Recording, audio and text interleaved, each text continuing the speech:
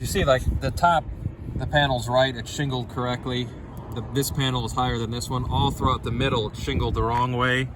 Good here at the bottom, so the inner piece is in too far. The stamping of the door shell is too far in, so the gaps won't line up. So when you open the door, I'll hold it, you can go ahead and open the door and it hits and rubs. You can see where it's rubbing right here. It's rubbing? It's rubbing the clear off right there. So I don't use that back door. I have to open the front first. Then the kids can open the back, they shut it, and then we close it, which is ridiculous for a brand new vehicle. And the front is the same.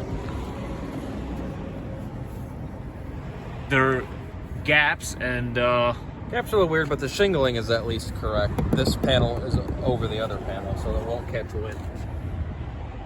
And then when we looked at possibly moving the door, there's no room in the front. To move the hinges, it would be impossible. Okay, now we're on the passenger side. Same thing, shingle correctly here, correct here. Inside, the door is in too far and hitting, so it rubs the door as well from door to door.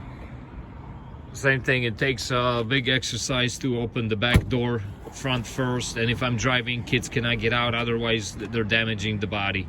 I mean, edges of the door on a brand new truck.